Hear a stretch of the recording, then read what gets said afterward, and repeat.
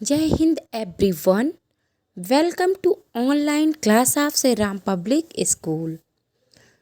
Dear student, मैं अल्पना पांडे आज आप लोग को फिर आपकी पाठ पुस्तक क्षितिज का पाठ 1 पढ़ाऊंगी, जिसका नाम है पद्म। बच्चों, पद्म के जो कवि हैं वह है सूरदास जी, जिसका जीवन परिचय हम लोग पहले के वीडियो में पढ़ चुके हैं तथा इस पाठ के 3 पदों का व्याख्या भी मैं आपको पहले के वीडियो में पढ़ा चुकी हूँ। आज हम लोग उसके आगे का पढ़ेंगे। तो आइए शुरू करते हैं। हरि है राजनीति पढ़ आए, समुझी बात कहत मधुकर के, समाचार सब पाए।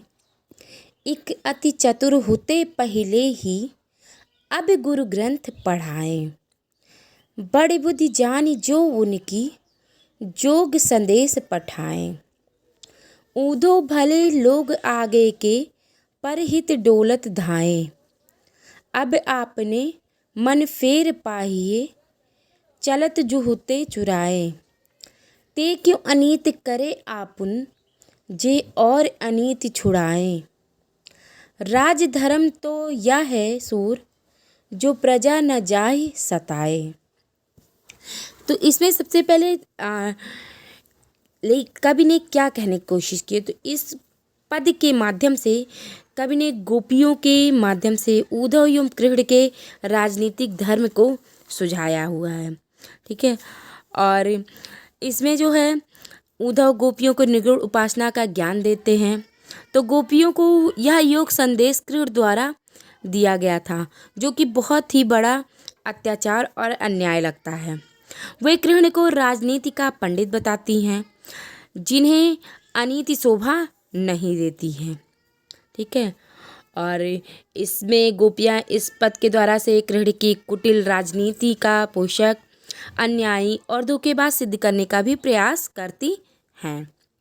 वे कह रही हैं, हरि है राजनीति पढ़ आए। जब गोपियाँ उद्धव के योग संदेश को अपनाने का संदेश लेकर आते हैं, तो उसे सुनकर गोपियाँ आपस में कहती हैं, हे सखी, अब कृष्ण जो है राजनीति शास्त्र में पूर्णतः टच हो गए। हरि है राजनीति पढ़ाएं, यानी हरि कृष्ण जो है राजनीति शास्त्र अच्छे से पढ़ लिए हैं, वो उसमें पूर्ण रूप से कुशल हो गए, वे पूर्ण राजनीतिज्ञ बन गए हैं।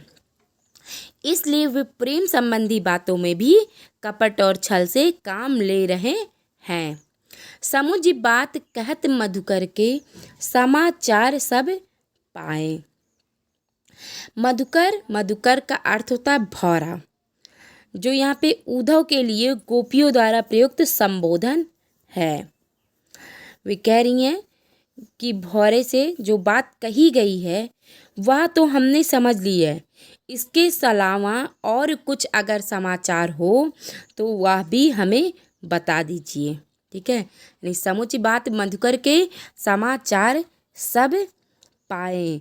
गोपियाँ कह रही हैं कि आप जो भी संदेश लेके आए हैं, ठीक है, वे संदेश हमें सुना दीजिए। और वे संदेश हम जानना चाहते कि और उन्होंने हमारे लिए क्या संदेश बताया। नहीं, भ्रमर रूपी उद्धव से जो ज्ञान योग से संबंधित बातें बताई गई थी, वे कहती क्या वे तुम्हारी समझ में आ गई हैं। इन बातों से कृष्ण को कोई समाचार हम जान पाए हैं कृष्ण सो। ठीक है, और वे कहती इन बातों को अगर और कुछ है इसके अलावा समाचार, तो वह हमें बता दीजिए। एक अति चतुर होते पहले ही, अब गुरु ग्रंथ पढ़ाएं। वे कह रही हैं कि वे तो पहले से ही चतुर हैं, आप पहले से ही बहुत ज़्यादा चतुर हो। उद्धव को कह रही हैं आप तो पहले से भी बहुत ज़्यादा चतुर हो। चतुर का अर्थ यहाँ पे चालाक भी होता है। अब गुरु ग्रंथ पढ़ाए, अब आपके गुरु यानी उद्धव के गुरु कौन थे? कृष्ण। वे कहती हैं आपके गुरु ने आपको और भी जाते राजनीति साथ और भी जाते राजनीति ग्रंथ पढ़ाकर भेज दिया है। बड़ी बुद्धि जानी जो उनकी, जोग सदेश पठाए। ठीक है, पठाए का अर्थ होता है भेजा। वो कह रही हैं कि उनकी जो बड़ी बुद्धि है, चालाक बुद्धि है, बड़ी बुद्धि यानी तेज बुद्धि है, उनसे हम पहले से ही परिचित हैं। हम उसे पहले से उनकी तेज बुद्धि को जानते हैं, जो उन्होंने तुम्हें योग साधना का संदेश देकर भेजा है। ऊधो भले लोग आगे के, पर हित डोलत धाय। गोपियाँ ऊधो से कहती हैं, पहले यहाँ के लोग जो थे वो बहुत ही भले होते थे। आगे के का अर्थ है पहले के, ठीक है। वो कह रही हैं कि पहले यहाँ के लोग जो थे वो बहुत ही भले लोग होते थे, जो दूसरों की हित की यानी दूसरों की भलाई का काम करते हैं। हित होता है दूसरों के कल्याण के लिए। हित का अर्थ है दूसरों के कल्याण के लिए। डोलत धाय का अर्थ है घूमते फिरते थे। तो गोपियाँ कह रही हैं कि पहले यहाँ के लोग, हे उद्धव, पहले यहाँ के लोग बहुत भले इंसान होते थे, जो दूसरों की भलाई के लिए हमेशा घूमते फिरते रहते थे। अब आपने मन फेर पाहिए, चलत जो होते चुराए। वे कह रही हैं, हमें तो आप भी भले मानस लगते हैं, ठीक है। कृष्ण से कहना कि वह हमारा मन वापस फेर दें। पाहिए का अर्थ होता है पा लेंगे। चुराएं यानी चुराना, फेर यानी फिर से।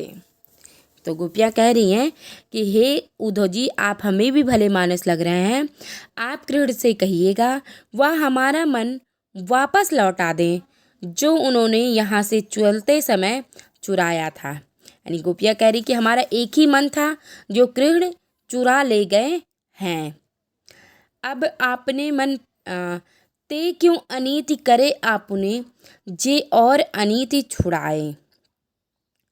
वे कह रही हैं, जो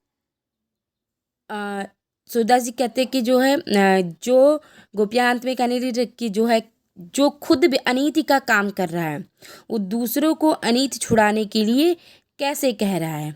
राजा का राज धर्म तो यह है सूर, जो प्रजा न जाए सताए। गोपियों कहने मतलब है कि श्री कृष्ण हमारा मन चुरा ले गए, अब हम और किस मन से निगुरु ब्रह्म की उपासना करेंगे।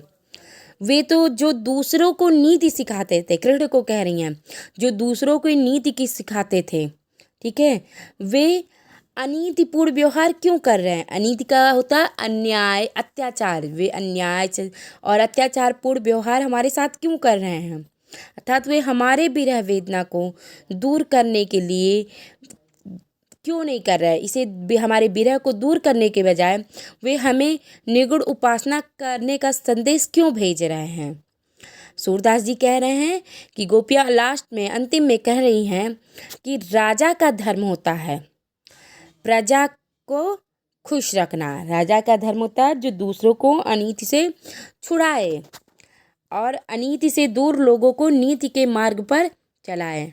परंतु तुम तो हमें नीति के मार्ग से अनीति पर चलने का संदेश दे रहे हो, अतः तुम्हारे द्वारा सुझाया गया अनीति का मार्ग हमारे लिए त्याज्य है। तो जब यहाँ पे जो है इस पद का भाव क्या है, यहाँ गोपियाँ जो है कृष्ण को अन्यायी, स्वार्थी, कुटिल, राजनीतिज्ञ और कपटी सिद्ध करते हुए कह रही हैं कि राजा का धर्म है प्रजा का पालन करना, प्रजा की देखभाल करना, उसको सुख पहुंचाना।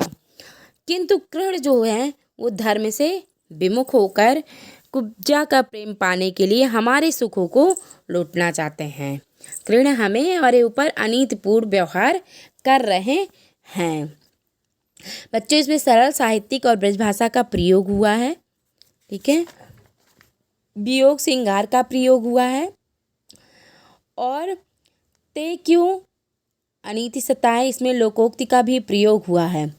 और इस पूरे पद में हमें अनुप्रास अलंकार देखने को भी मिलता है। तो ये पाठ आज यहाँ पे हमारा यहीं पे पूरा हुआ, ठीक है।